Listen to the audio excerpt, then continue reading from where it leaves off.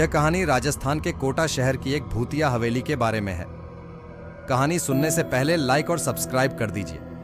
यह एक सच्ची घटना है, इसीलिए ध्यान से सुनिए। यह हवेली राजा महाराजा के समय में बनाई हुई थी, लेकिन पिछले 18 सालों से इस हवेली में आज तक कोई भी रहने के लिए नहीं आया है। इच्छा होने पर भी इस हवेली में कोई भी नहीं रह पा रहा था, क्योंकि लोगों का कहना था कि इस हवेली में भूत प्रेत का साया है। जब अजीत सिंह को इस हवेली के बारे में पता चला तो उसने तय किया कि वो इस रहस्य को जानकर ही रहेगा।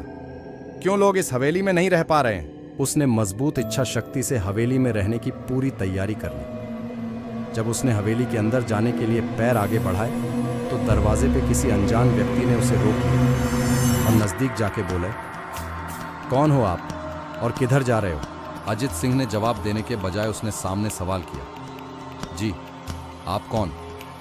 मेरा नाम अर्जुन सिंह है और मैं यही पास में ही रहता हूँ। अजीत सिंह ने कहा, ओह अच्छा, मैंने सुना है कि ये एक भूतिया हवेली है और यहाँ कोई नहीं आ पाता है, इसीलिए मैं इस हवेली में एक दिन रुकने का फैसला किया है। अर्जुन सिंह ने कहा, जी हाँ, आपने सही सुना है। और आप भी अंदर मत जाइए, मेरी माने तो आप भी वापस लौट जाइए, यहाँ बहुत खतरा है। यह सुनकर अजीत सिंह खुश हो गया, जैसे उन्हें कोई लॉटरी लग गई हो। अर्जुन ने उसकी खुशी को देखकर बोला, आप क्यों खुश हो रहे हो?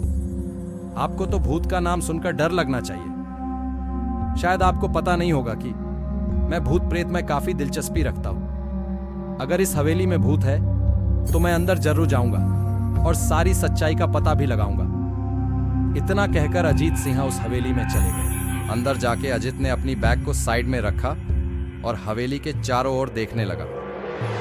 सारे रूम भी चेक कर लिए। बाद में ड्राइंग रूम में आके सोफे पर बैठ गया। उसने वहां बैठकर दारू के 2-4 पैक भी पिए। वहीं अचानक उस रूम में लाइट का एक बल्ब चालू बंद होने लगी, लेकिन अजीत ने उस पर ध्यान नहीं दिया।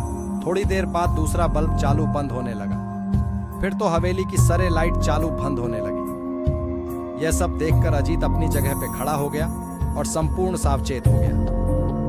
अचानक उसके सामने एक छोटा टेबल हवा में उड़ने लगा। करीबन 6 फुट हवा में ऊपर जाके गोल गोल घूमने लगा और बाद में अजीत की ओर तेजी से आने लगा।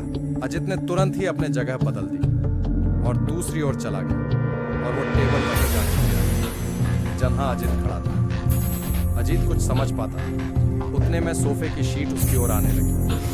वो जल्द खड़ा हो गया और छलांग लगा के दूसरी ओर, जिसके कारण सोफा दीवार को टकराया और अजीत बच गया। अचानक सब कुछ शांत हुआ और वो वहां से निकलकर ऐसा भागा कि किसी ने घर में बम लगा दिया और वो अभी हवेली के आसपास जाने से भी डरता है। और ऐसे ही सच्ची भूत की कहानी सुनने के लिए हमारे चैनल को सब्सक्राइब करें। जय श्री राम।